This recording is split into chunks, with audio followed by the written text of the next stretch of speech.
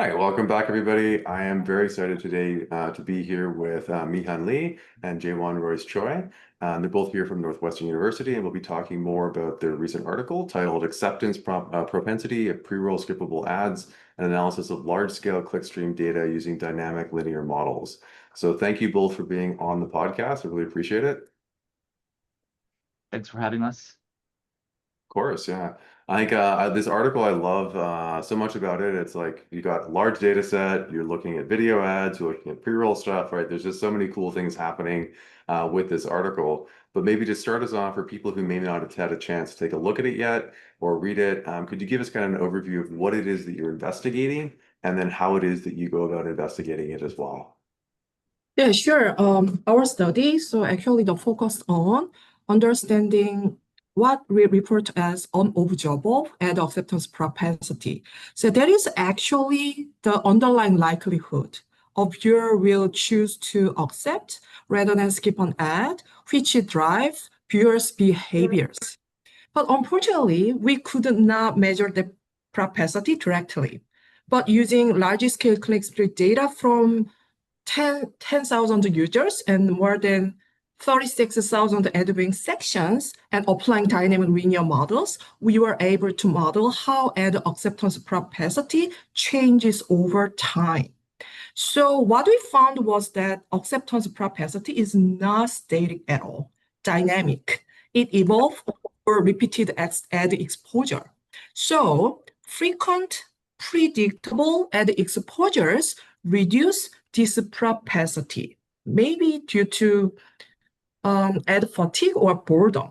But when the exposures are irregular, so less predictable, then acceptance propensity actually increases. So that tells us the dynamics of ad delivery or placement are as important as the content itself or other factors.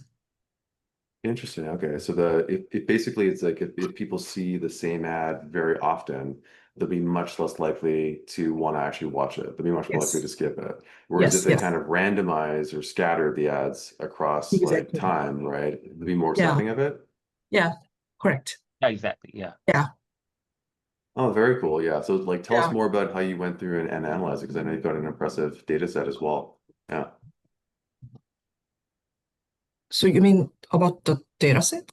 Yeah. There's Yeah. just the analysis. Like how did you go through and find this? Yeah, it's a very cool finding. Yeah. So there is a really big data set, and then the model is kind of the time series model. And then it was very interesting, in advertising research, is not many researchers use time series model. So it's actually, so one of my goals is also, I really want to introduce this kind of cool time series model to advertising research because my background is actually in statistics. Yeah, and also marketing is both. So it's actually, wow, this is cool stuff. And then I saw some potential or some opportunity in this topic. Yeah, so that was really cool. That's very cool. Yeah, and I think it's interesting that you're seeing more of this coming through as well too, because I actually had a researcher from Germany on yesterday. We were taking a look at a recording for the podcast as well too. It was Zonke Albers, and he was looking at the sequential effect of ad spend. How if you're doing stuff like movies where they have it in theaters, then they have it on DVD, then they have it on, whatever, right? That he was looking at the sequential effect as well too. So maybe the time series aspect, time is a new sort of trendy dimension in advertising. It's cool. Yes. And from my perspective, so I don't have that depth of the statistical training, so I kind of learned a lot from my co-author here, Mihyun. And I think the thing that I thought was really cool about this particular analysis approach is that we were able to like model like underlying propensity from the behaviors. So that was something that took time also for me to like understand and grasp that concept, but I thought it was really cool because um, for most of advertising scholars, I think if we want to like measure some like intentions or propensity, we usually rely on survey questions and self-reported measures. But here we're really proposing this methodological technique where you can use apply to like actual behavioral data and kind of infer that kind of a latent intentional variables, which could be very useful for practitioners, I think. Yeah, I'm curious about that as well too. I'm glad you brought that up. Mhm. Like I guess I got a couple questions on that. First one is like what is the value in looking at sort of that latent or like what do they call it? A propensity you have in the article, right? Versus just looking at the actual behavior. Mm. So I think Yes, one of the, yes. yeah, you can go ahead. Yes, because you know the behavior, actually we can easily can observe the behavior, right? But I think that always, so it's actually the propensity. Actually, we assume the propensity is actually underlie. So that is kind of the underlie the behavior. So before we just dive into the behavior, I think we should go into the more underlying mechanisms. That is called acceptance propensity in our paper. Yeah, yeah. Yeah, and I think the way we thought this could be useful was that for like firms who's operating platforms and who have information about their customers, they can actually track this propensity measures and probably use that as like a additional targeting like features that they can use so they can know like now understand users in terms of the propensity of accepting skippable ads, and which can in turn like be provide more information in when it comes to selecting who to target and to who to show certain advertisements, if that makes sense. Mhm. Yeah, well, definitely. So I think like it's definitely kind of cool, and I think that I guess the distinction would be like the propensity is sort of like the viewer's actual desire to skip, right, versus perhaps their actual behavior. And I'm thinking about like when I was looking at this, I was thinking about situations like maybe I'm cooking and I have YouTube on and I want to skip the ad, but I can't because my hands are dirty or I'm busy or things like that, Uh, right? And that you're kind of getting at that with the propensity, yes. right? Yeah. Mhm, Yeah. mhm. Good Yeah. example. Yeah. Yeah, Correct. and it seems like a more accurate measure if you can somehow estimate that, right? And sort of like tease out, what exactly is going on there. Mhm, mhm. Mm, yeah. Cool. So in terms of advertisers, I guess a clear implication is like the one that you described at the beginning in terms of your results of, space out your ads to make people less likely to want to go through and skip them. Are there any other implications that you think are important to point out for advertisers or marketers?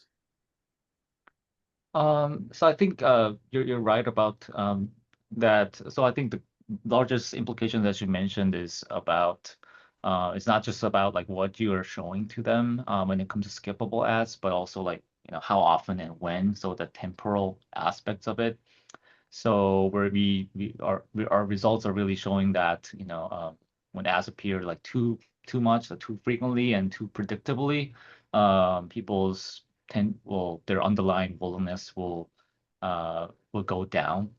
But when when you space out your advertisement and execute in a little more irregular aspects, people are actually more likely to stay with the ad. So I think has this can have like broader implications in terms of media planning, I think. So traditionally, we've thought about like reach and frequency in pretty straightforward terms, right? Like hit the audience often enough um, to get noticed our brand and product. But our results suggest that maybe less frequent, less predictable ad delivery may improve acceptance rates in the context of skippable ads. And it also, for practitioners, it can, I think, also mean, again, that ad acceptance propensity, they can utilize this and develop it into a targeting signal so that they can, and I think we demonstrated how methodologically that is possible.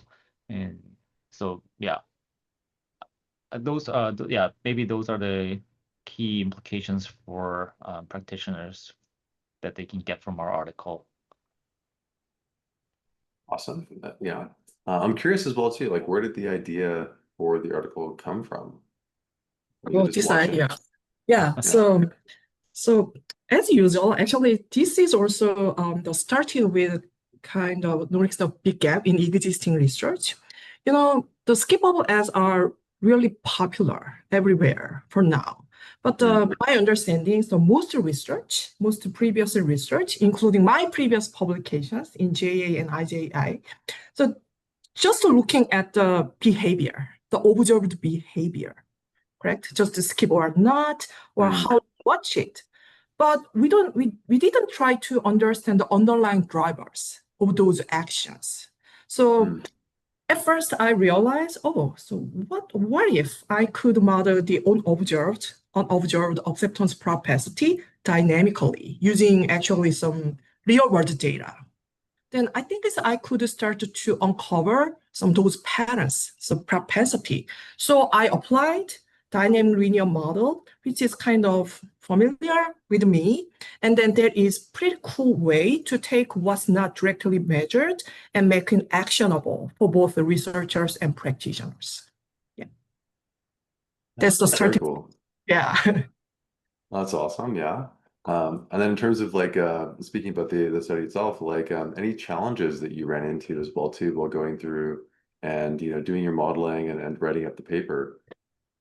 Yes. So big challenge was the model estimation. Pretty complex because with the dynamic linear models, you are actually estimating two equations together in one system. So one for the observed ad acceptance behavior and another for unobserved ad acceptance propensity. So that makes the estimation process pretty heavily computational. So actually to make it feasible, I had to work with some sampled portion of our original data set because our original data set actually include 2 million users, but this model is not working. So it's actually, I just randomly sampled 10,000 users from the original data set. And also maybe the another challenge is not estimation, but kind of some balance between sophistication and some clarity because so think about it. So discussing something unobservable can easily sound abstract, correct? Yeah. So Jaewon and I put a lot of effort into some ensuring the results were interpreted in a way practitioners actually could utilize.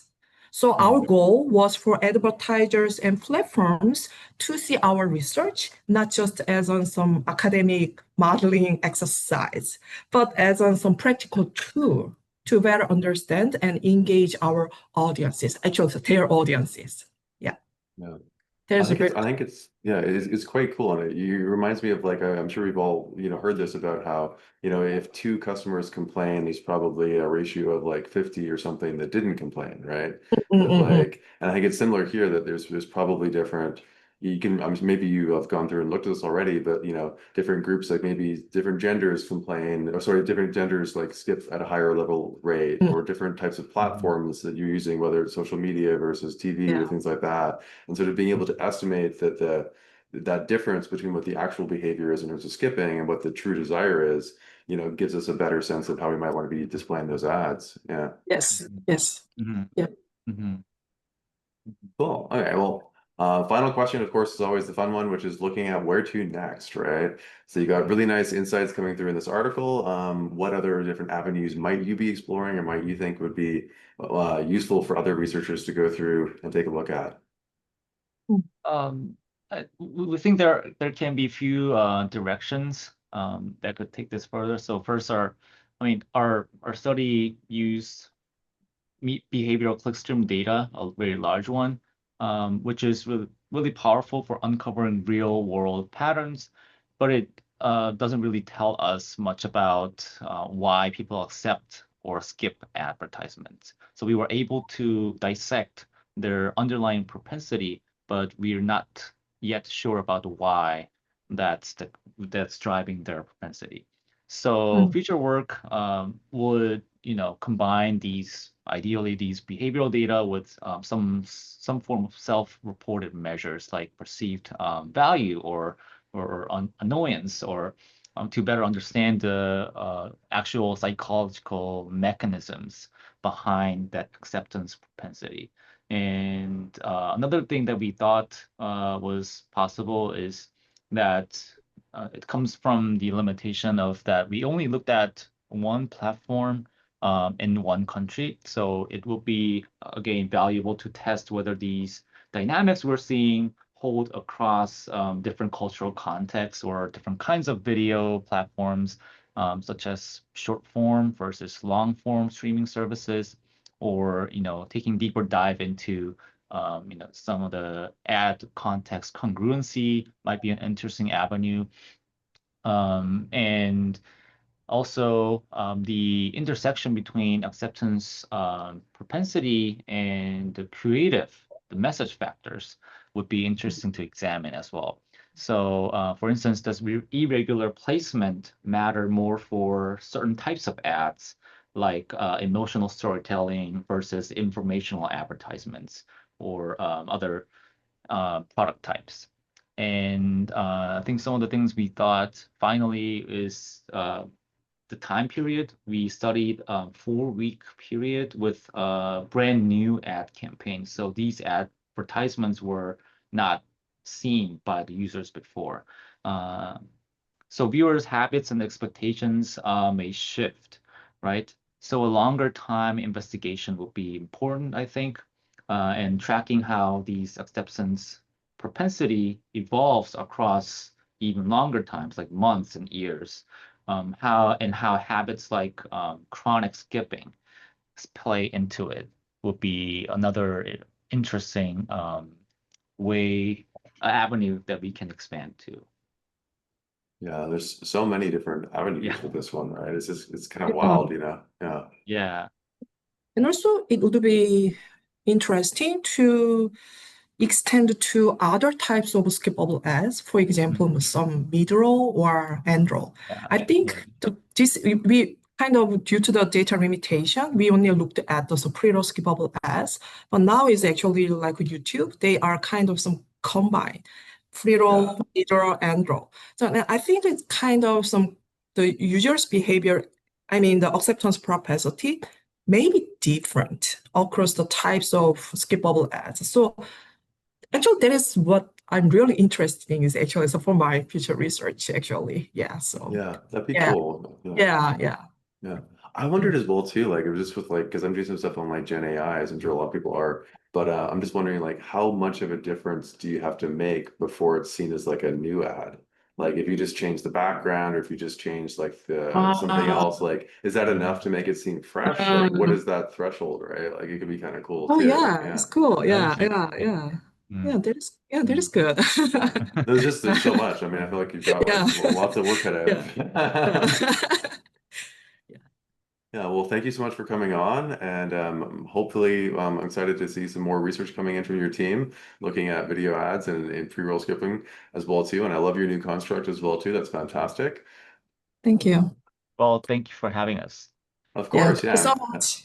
And again, for those who are interested, it's called Acceptance Propensity of Pre-roll Skippable Ads, Analysis of large-scale clickstream data using dynamic linear models. Thank you again, Mihan and Jaewon, for coming on. Thank you so much, Thank you, Colleen. Colin.